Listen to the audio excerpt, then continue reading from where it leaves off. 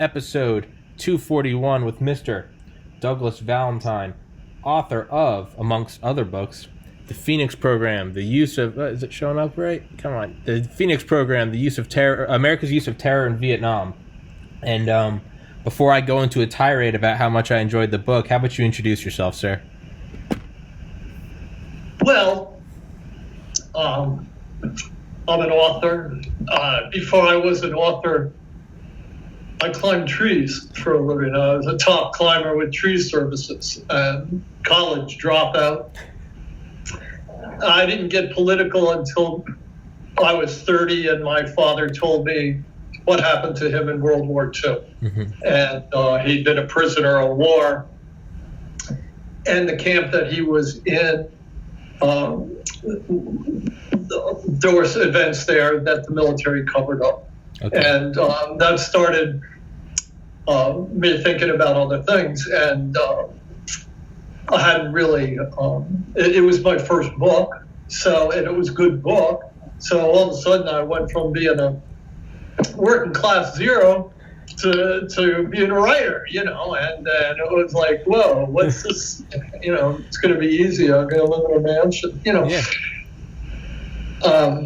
It's not like that. But anyway, what happened to my father started me wondering what happened in Vietnam, because I'm of the Vietnam generation and the civil rights generation. I was brought up in the 50s and 60s. So I wanted to see if there was anything that happened in the Vietnam War that was comparable to what happened to my father. And I went to a VA hospital center, local. The guy said, "Have you ever heard of the Phoenix Program?" And I said, "No, what's the Phoenix Program?" That was in end of 1983. Okay.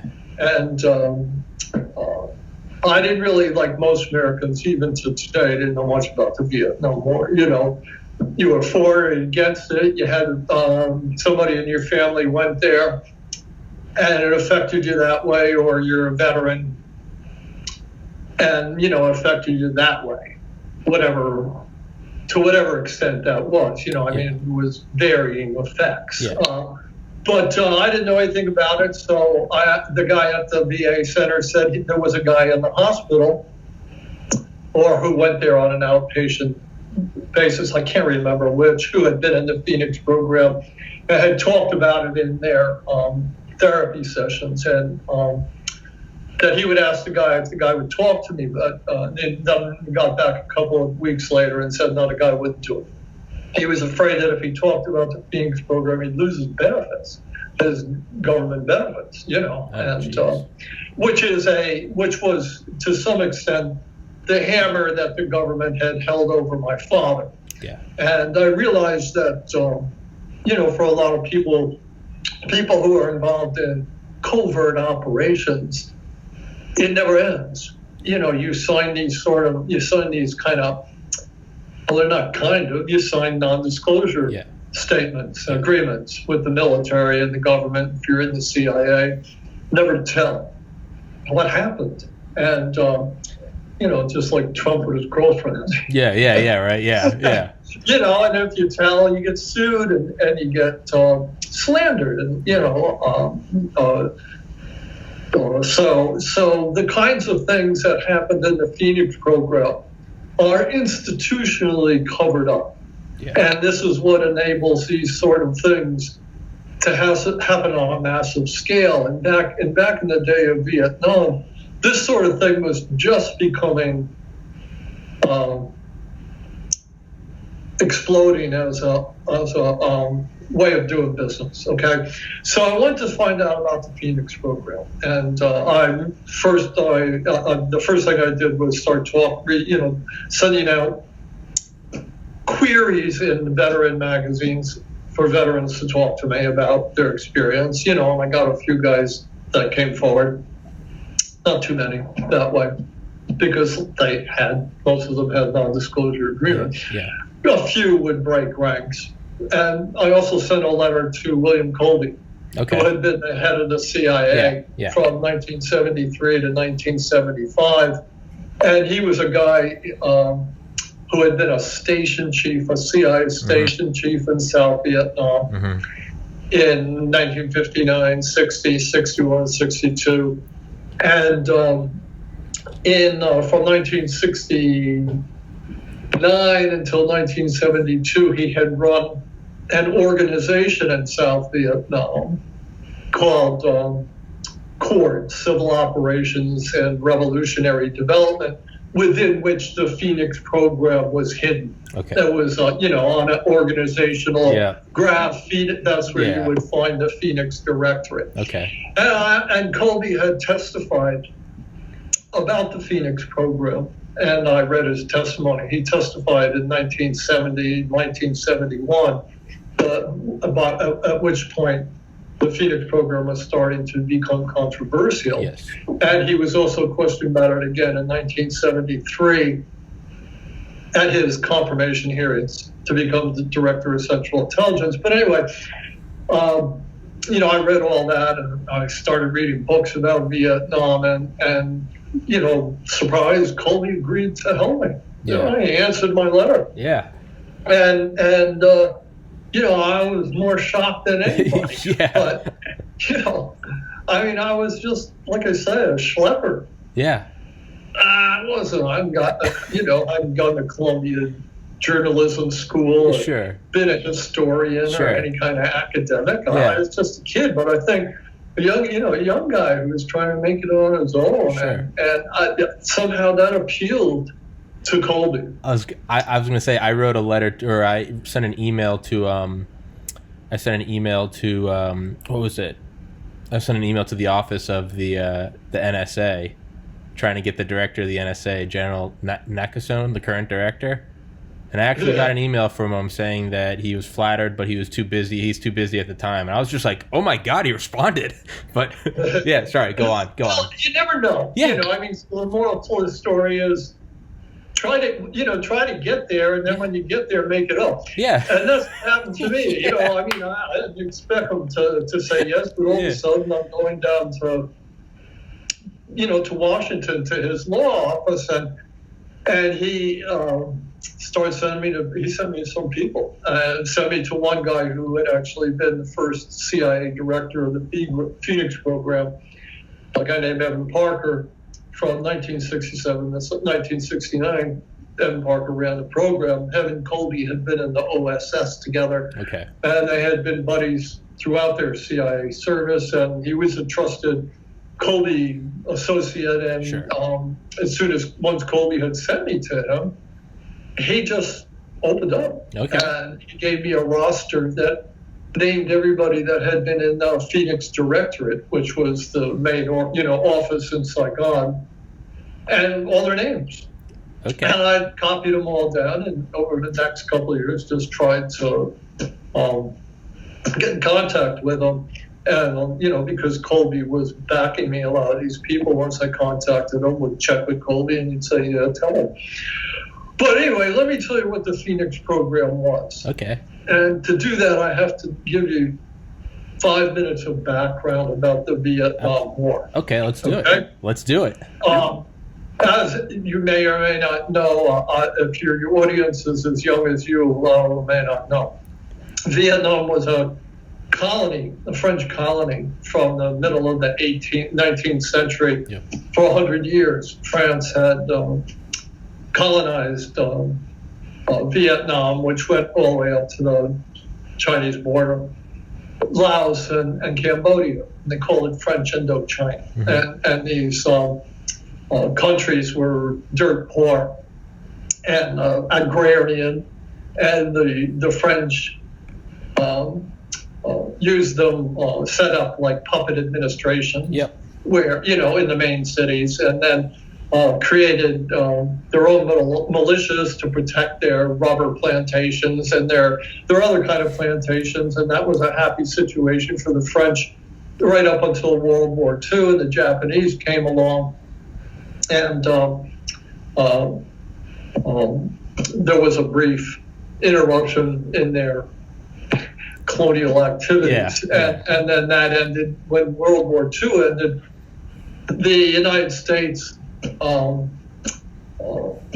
had a decision to make whether it would help the Vietnamese nationalists who had been fighting the French, for 100 years, Sure.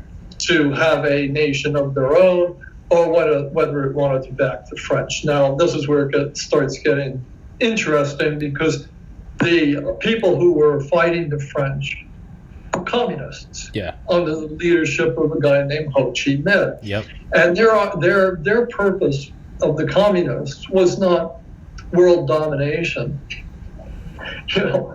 It was to win their country back from the French, Yeah. and to redistribute the land, which the French now own 90% of. Yeah. They came in with battleships and Yep. bombarded the coasts, and they had modern weaponry, and they just, ground everybody under. And the Vietnamese under Ho Chi Minh were a guerrilla force. And after World War II, when the United States started fighting the Soviet Union, and then China became communist under Mao in 1949, and then there's Korea in 1950, and the United States went to war with communism around the world, and it became all the propaganda in the United States became anti-communism. Yep. And anybody who was a communist anywhere was in the gun slaves. Yep. And so and you could have dropped a communist from any American ceiling onto their dining room table, and they would not know it was a communist. The problem is that communists look like anybody else. So how the hell do you tell a communist from somebody else's communist unless they walk around, carrying a book and waving a flag? Yeah. And this got to be the problem in South Vietnam. Yeah. By 1955, the resistance to the French under Ho Chi Minh had grown to such a point that the United States and China agreed to divide the country in half. And the North, centered in Hanoi, was given to Ho Chi Minh and the communists. And they chased the French and all the French supporters out of North Vietnam, and they went down to the South Vietnam, which was now under American control. All right, and a country that had been around for 1,000 years was now divided in half. This is starting in 1955. Yeah. And South Vietnam was declared a communist-free zone. Yeah. Despite the fact that communists had been fighting there for 100 years. Yeah. And the Americans, being, culturally sensitive, rigged an election and arranged for a Catholic to become right. president of South Vietnam.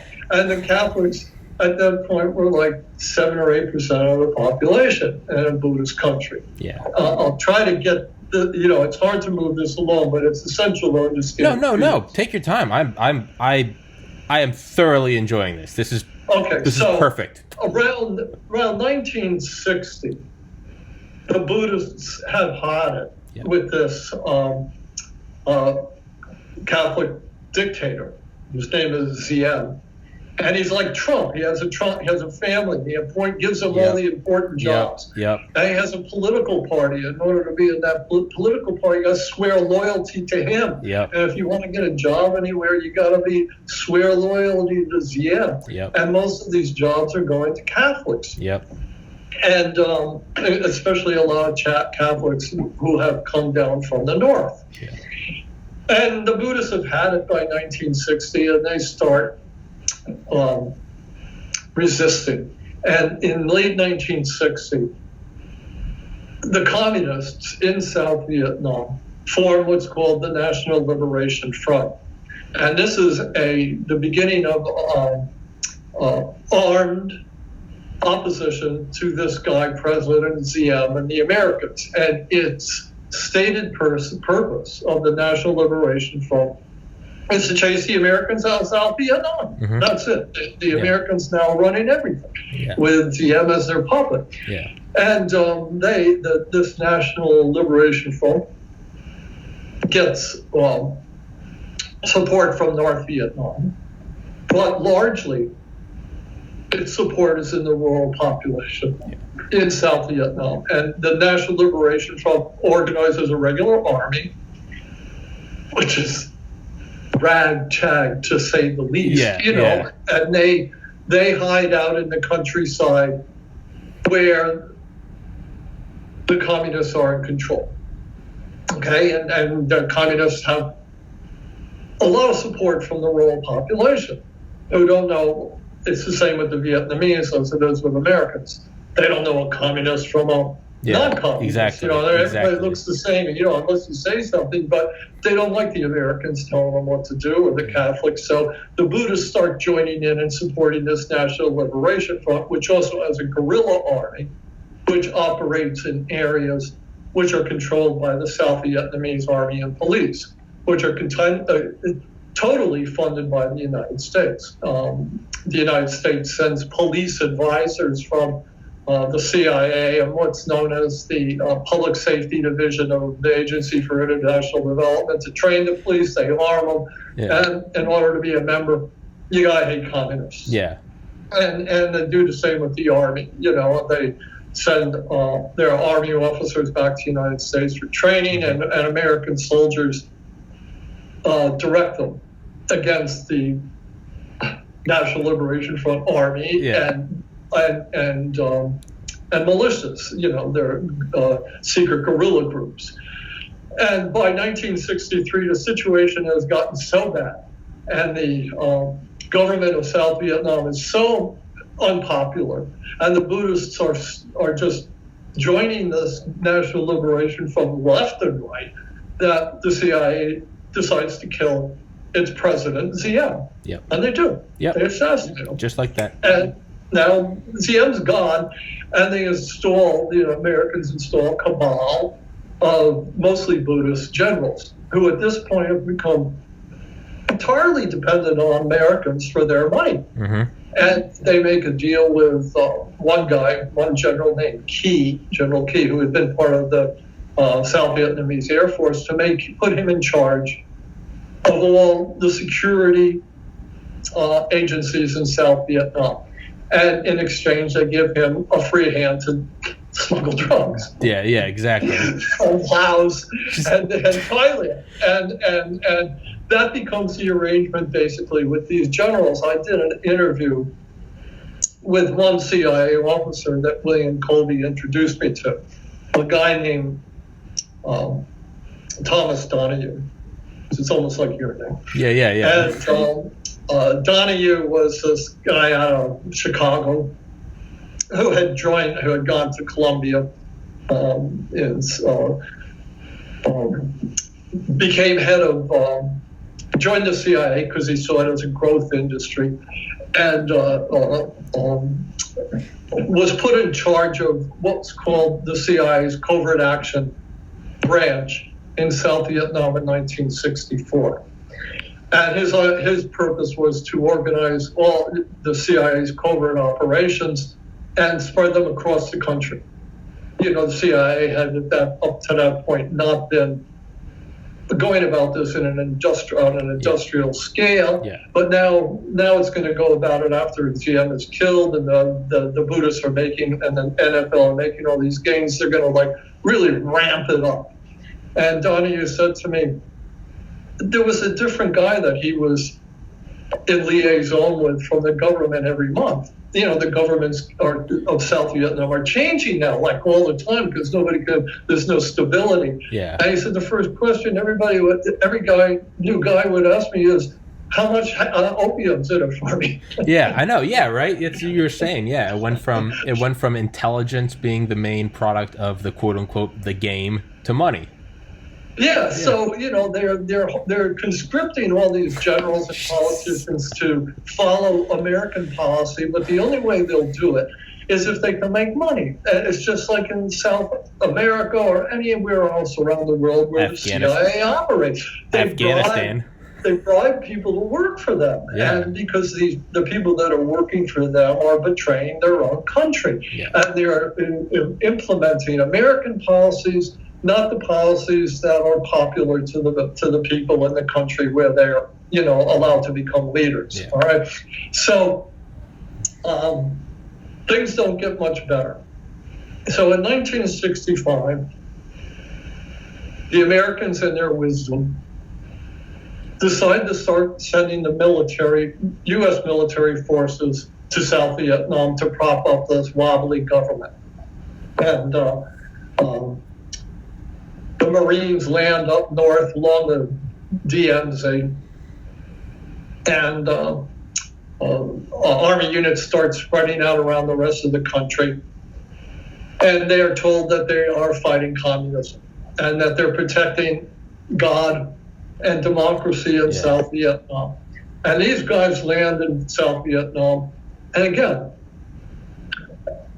everybody looks the same to them. Yeah. I mean, it's Vietnamese everywhere you look. Yeah. And you don't know who's on your side and who isn't. So the military, doing what the military does, just starts bombing villages into dust. Just bombs and them. The military, when it gets to a village where it's told it's a communist village, just wipes it out, burns everybody's houses, and the people flee into what are called refugee relocation centers. And these are just barbed wire corrals with people starving because now they've been bombed out of their ancestral homes and got nothing to do. And pretty soon, all the young girls who are 13, 14, 15, 16 are becoming prostitutes. And the American soldiers are like, yeah, hey, well, we're all commie gooks. Yeah. F-U-C-K. Yeah. And now suddenly, instead of saving this country from communism, they're making everybody hate them even more. Yeah. And people are starting to throw bombs in Saigon, and they're the average everyday person doesn't know that they're supposed to hate communism or yellow-skinned people. Yeah. I mean, they're just reacting to the escalation that's going on all around them. They're losing their homes, they're losing their livelihood, they're watching their daughters be put into prostitution on an industrial scale. All these people are fleeing to Saigon from their ancestral farms, and there's nothing for them to do except get involved in drugs and sex. And it's just becoming horrible for the people. Yeah, they've never seen anything. They've never seen a TV. They don't know that we're going to the moon. They don't know anything. They're a bunch of people that have wooden sandals and they farm rice and they have their little town. And now all of a sudden, a bunch of superior, taller, well-nourished white guys with M16s and M60s and Hueys come in. These people have never seen a radio, and now these guys are coming in and bombing them from 60,000 feet. What is the logical conclusion other than you're going to say, screw these guys? For the American soldiers in South Vietnam, they don't give a good goddamn. No, my uncle was... They're fighting for their lives, and they're trying to have some fun when they can have some fun. Well, of course, the propaganda machine is wound up back in the United States. Saying either you support the soldiers or you're a traitor. And I'll get into the propaganda later. I was going to say my uncle. Let me just focus on. Sure, I was going to say my uncle. Too far to feel. All right, I was going to say. Wait. I was going to say my uncle. Sorry to interrupt you. My uncle was 18. And he was drafted into it. He passed away several years ago. He didn't want to go. He was 18 years old, and the story he told was like, you're 18 years old, you're sleeping in a canopy under the trees, 8,000 miles from home, and you're just wondering, what the hell am I doing? So they didn't want to be there. Most soldiers don't even see a shoot now. Yeah, sorry, but go on. And so when they're wandering around, walking over the hills and through the valleys, anybody who looks Vietnamese is the enemy. Because they just don't know. I mean, this is how something like the My Lai massacre occurs, right? So anyway, but the big brains that are running the war, who have not yet, who can never under any circumstances admit the failure, have decided that the only way they can start to turn this thing around is if they go after the insurgency that is subverting, is fighting against them in South Vietnam. The North Vietnamese soldiers that are coming down the Ho Chi Minh Trail and coming over from Laos and Cambodia, the army can fight them, and the Navy can bomb like John McCain and Air Force. Yeah. These Navy warplanes, they can bomb Hanoi.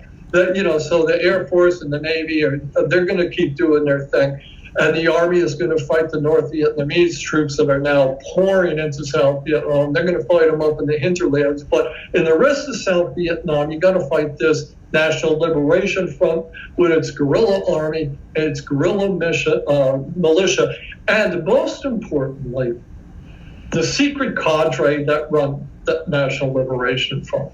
Okay, and these are all pretty much hardcore communists, and they exist undercover. They have jobs all throughout South Vietnam. All right, in every province.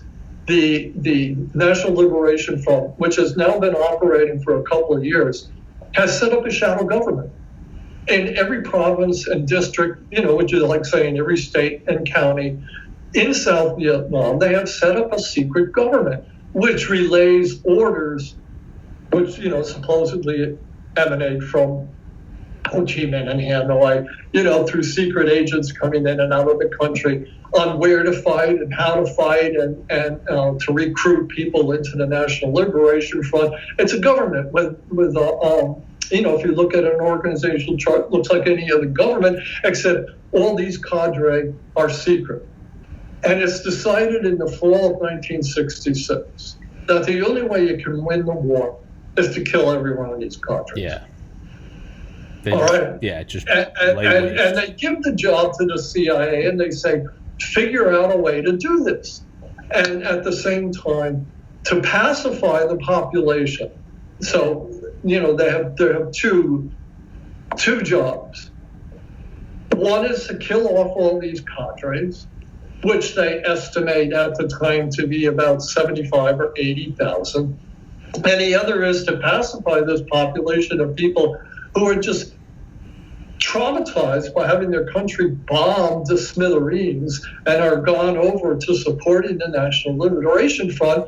And that requires a massive psychological warfare operation to what they call win the hearts and minds of the people. Yeah. And by the summer of 1967, the CIA has organized the Phoenix program as the instrument that is going to do these two things: to kill off, identify all these cadres, secretly knock them off, and at the same time terrorize all these people in South Vietnam into supporting the government by South Vietnam by telling them, if you don't support us, we'll put your name on the list of cadres. Yeah.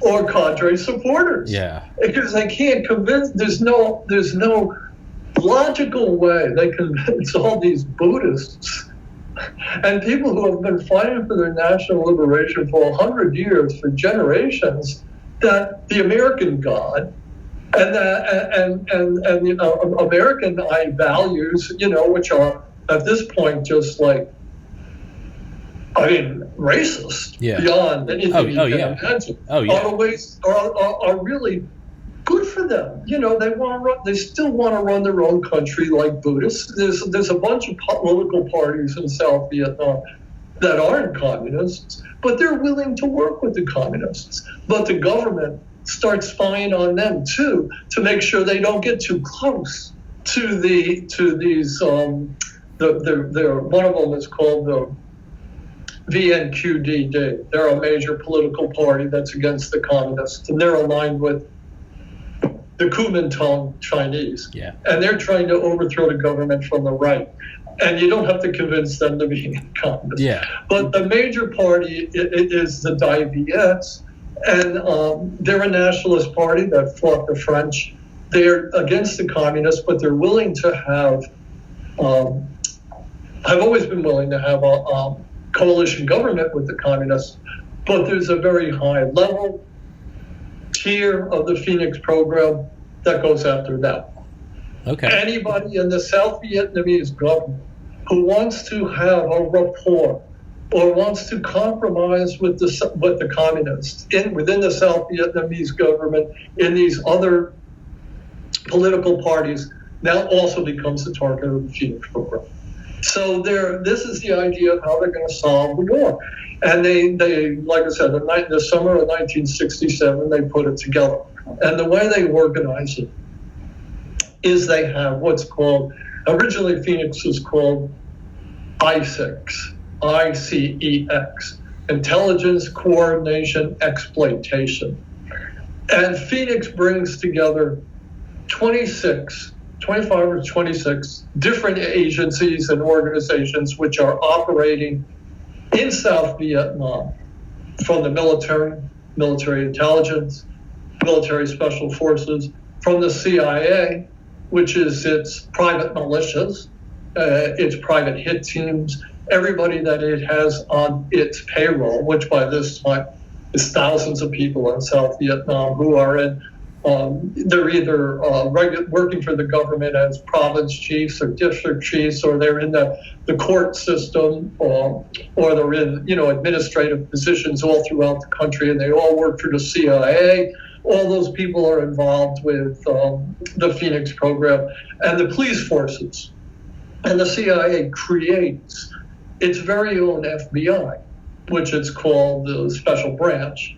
And its sole objective is to go after communist cadres and people within the South Vietnamese government who oppose the American policy. And the CIA build started in 1965 a secret interrogation center in every province in South Vietnam. In my book, I actually interviewed the CIA officer, John Patrick Mildew, who ran the program and built all these secret interrogation centers, which are run by this special branch of the police, which is totally funded by the CIA, and all the people have to report back to the CIA everything they learn, and not only that, all these PICs are run by CIA advisors, and they're all bugged, and all the and these places exist specifically to find out who these cadres are. And in 1967, they start trying to wipe out these people, and it becomes this massive campaign of terror across South Vietnam.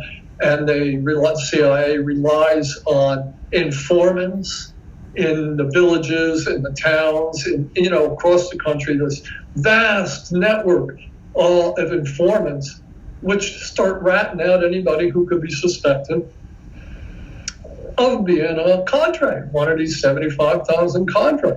Now, people are ratting out somebody who ran off with their girlfriend. They're ratting out somebody who's a business competitor for the cement. Let's say Pepsi business, and Coke. in this district. The Viet Cong themselves, the Vietnamese communists, are painting loyal citizens as members of this organization and getting rid of their enemies, because there's no way for the Americans who are running this program, again, to know a communist from Santa Claus. Sure. I mean, you can't just look at a person and know what they are. And these they start this staffing they create for Phoenix across the country, a network of these IOCs, IOCCS, which are the foundation stone of the Phoenix program, Intelligence Operations Coordinating Centers. And they place one in every district in South Vietnam. They're all up and running by 1968. And in the districts, they call them DIOCs, District Intelligence Operations Coordinating Center. And the province, which is the model for nowadays fusion centers in the United States, they call them PIOCs. And then they have and they all work with the PICs. These interrogation centers, and they by the end of 2 or 3 years, there's an interrogation center in every district, and managed by the police or people who are just totally, mercenary and doing it, torturing and killing people for fun and money. And at the same time, the CIA has a mercenary army which originally called counterterrorists, and which in 1966 it starts calling the Provincial Reconnaissance Units, the PRU. And these are the main instrument of the Phoenix program And these are guys who are taken out of prisons. They're Cambodians who do not like South Vietnamese. They're mercenaries, and a couple of them, like a company or a platoon of them or whatever, assigned to every district. And they start working with the Phoenix program. People start running them, and they start going after all these cadres everywhere. And that's the Phoenix program. And at the time, a lot of generals, Army generals, are aghast. I mean, they're, the regular Army at that point wanted to win the war, but they did not want to resort to the tactics of the German SS and the Gestapo, which is exactly what this is. And a lot of these Army generals had fought the fascists in World War II.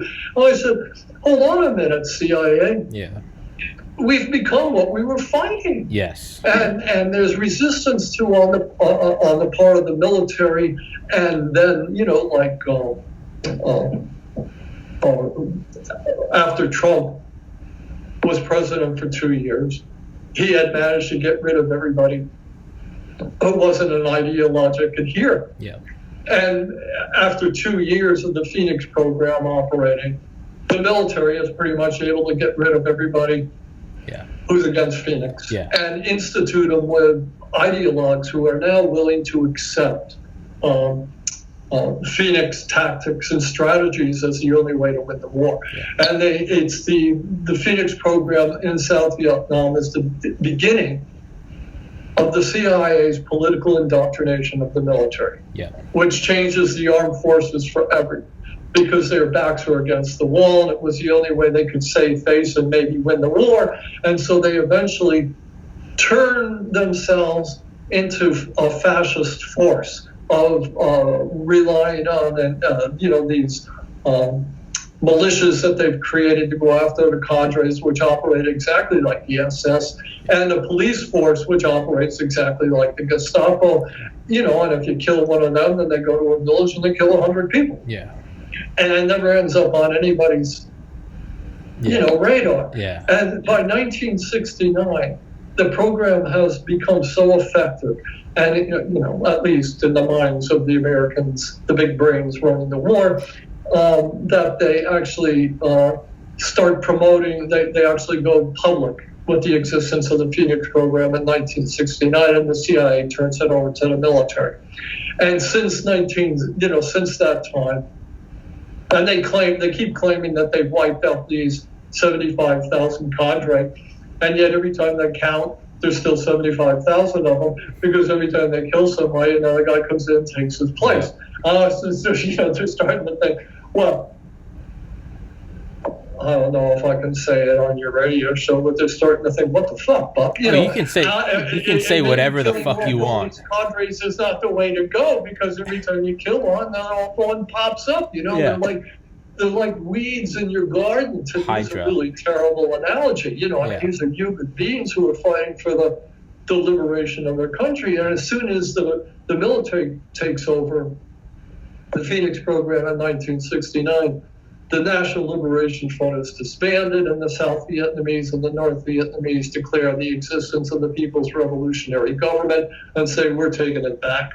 We've had enough of this. And by then, the South Vietnamese army and police forces are so demoralized, they're starting to think maybe we should negotiate with the communists and stop all the fighting. But of course, in order to keep the fighting going and declare victory, they got to keep American soldiers pouring in. And so the propaganda in the United States just keeps ratcheting up and up and up, and they get very good, the military and the State Department and governors and the anti-war movement is beginning to climax. I mean, people are going crazy, so you got to use all these methods that the CIA instituted in South Vietnam.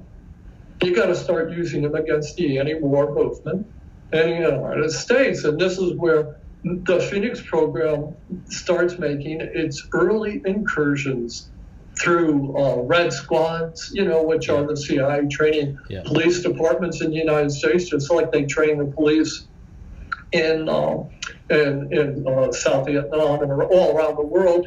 Now they're starting to do it in the United States, and they're going after anybody who can be labeled a leftist. Mm-hmm. And leftists and communists in the United States start becoming as feared and hated as communists in the United States, and it allows a demagogue like Trump to get elected in the United States because he can say, I hate communism, I hate socialism, kill them all. Yeah. And people in the United States who are the most brainwashed people on the face of the earth, just say he's for God, he's against communism. Yeah, I'm going to vote for him. Sure. But it's starting in, this period, 1969, 1970, this is when the United States really starts using Phoenix tactics against the anti-war movement, against the civil rights movement. They start knocking off Black Panthers. Assassinations. They've already knocked off in 1968 MLK, and they photographed it. Knocked off Bobby Kennedy. Assassinations just like Phoenix are becoming in South Vietnam are becoming epidemic in the United States, and since then. When the war ended, even though the assassinations stopped, law enforcement and the Justice Department realized that that's the way, using psychological operations to pacify people and terror to go against the cadre who are against the government is the way you have to organize the United States security system. So the Phoenix program comes back to the United States incrementally. I interviewed one guy who'd been a sergeant in South Vietnam from the time he was up in a Pleiku province, which is in the highlands. And when he got there in 1967, he was made a military liaison to the Phoenix program. And he gets back to the United States in 1968 or 1969, and he's assigned to a military intelligence group in the United States. There were 6 of them. They have been dismantled. They were dismantled up until 2001. The military intelligence was not allowed to the United States against its United States domestic operation. Started around 1974 at the end of the Vietnam War, where it was very much alive in 1969. And this guy's back in the United States, and he's in the group that's headquartered in Washington, D.C. And he's assigned to a counterintelligence unit, which is where he was in the Phoenix program. And he walks into the counterintelligence office, and on the wall are pictures of Abbie Hoffman, Reddy Davis, all the leaders of the anti-war movement. And he's sitting there, and there's tears coming out of his eyes, and he goes, "This is Phoenix. Yeah. This is the Phoenix program. This is the Phoenix program back in the United States with the military running operations against American dissidents." And I was just weeping, and he said, "It's here." And he said, and it's still here. It's absolutely here. And I talked to him like 2012. 2012. Okay? And he was just out of his mind. Yeah. Anyway, people don't understand it because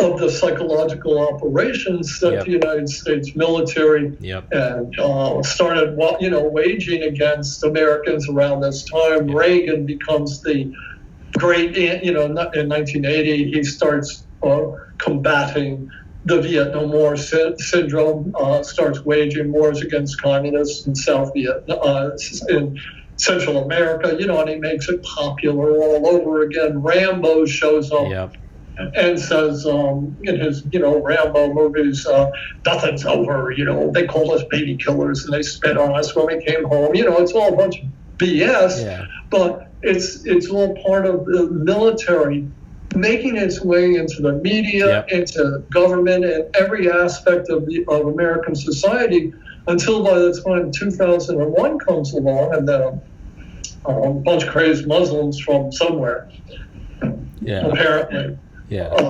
Nobody ever really did investigate it too deeply into that. Apparently most of them came from Saudi Arabia, but somehow the problem was Afghanistan. After 2001, like I said, the central government and the elites in this country and the industrialists use that terrorist incident as a way to really centralize all the security forces in the United States and do the same thing that the Phoenix CIA and the military had done in South Vietnam through the Phoenix program, which is to organize an intelligence operations coordinating center in every state in the United States. And they create a Department of Homeland Security, and they start doing Phoenix openly. And with it goes more psychological warfare than the United States had endured since the McCarthy era, and it's just been ongoing. Yeah. And it's all military propaganda disguised as patriotism. Yeah. And it's the military budget just keeps growing, and people get dumber and dumber and dumber as the propaganda escalates and escalates and escalates, and it ends up with Americans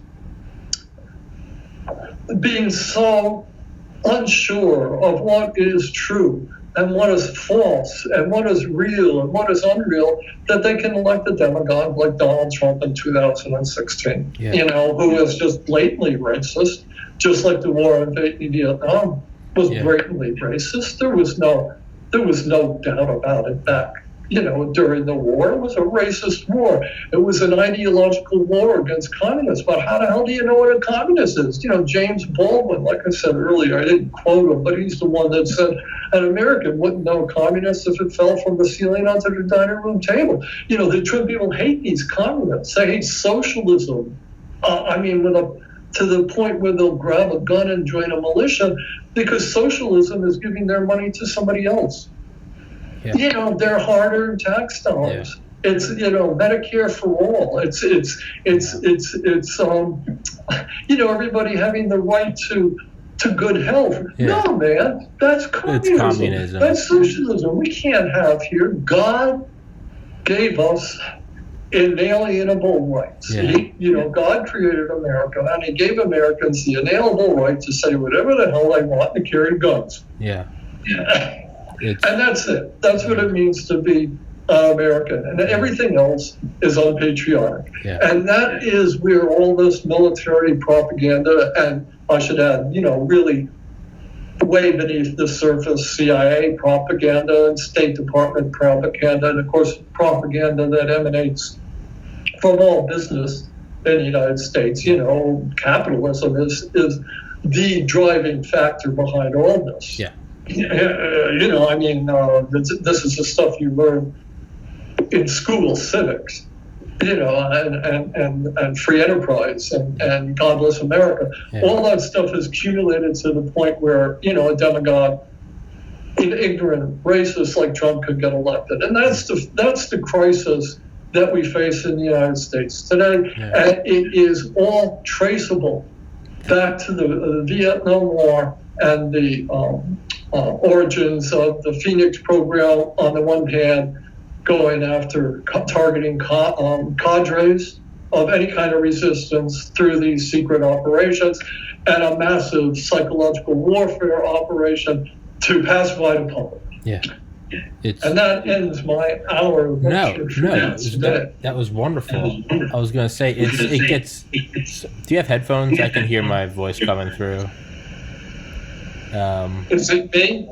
No, I can hear my own feet. Okay, I think I'm good now. I was going to say what's really insidious about it is how these programs, they slither through presidency to presidency.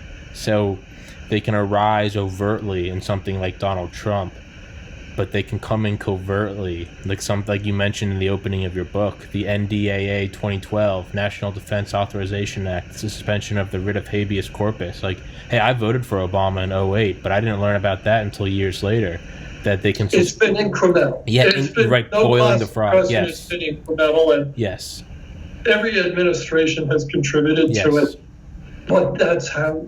That's how they work. At the same time, that's how the concentration of capital in fewer and fewer hands, so that you have more people living on the margin of poverty and economic distress. And an explosion of billionaires. Yeah, That's how it happens. And that happens simultaneously with this repression and psychological warfare. Yeah. Anyway, are you still getting lots of feedback? No. It stopped. Okay, I hope it didn't ruin the whole thing. No. It only happened when that happens sometimes with podcasts where for like a random minute I start talking and I can get feed and then it goes away. I haven't figured it out. But the other one is the only thing I could think of is when you said Phoenix came home to America. Well, one, I thought of the repealing of the Smith-Mund Act, M-U-N-D-T, in I think 2013, which was put into place in 1948 that said the U.S. can't use propaganda on its own citizens, right? Because they did it in World War I, they did it in World War II, repealed it in 2013. Doesn't get any news. On the heels of NDAA. And the military. Yes. It's what's behind this. Yes. The military, what Eisenhower warned back in 60 years ago. It's the military-industrial complex. Yep. It hasn't changed. No. It hasn't changed one iota, except that military-industrial complex has done exactly what Eisenhower feared it would do. It's taken over. And people are just propagandized to the point where they don't know where they're coming or going, and they just cling to their belief systems, that have been ingrained in them. And everybody's so locked into, this partisanship that it's almost impossible. It's like a kind of gridlock, and nobody can break out of it. And the military-industrial complex has created this deadlock, because it's the perfect way of pacifying the population. It's a brilliant move. I don't know how else to explain it. But until people start changing the way they think, until they go through, really wrenching personal transformations, and nothing will ever change. Yeah. Well, that's what I try to do. That's what I try to do with this podcast. I mean, I'm 30 years old. I've jumped across the political spectrum several times. I've voted for presidents on both parties twice, and I would say currently I'm definitely more right-leaning.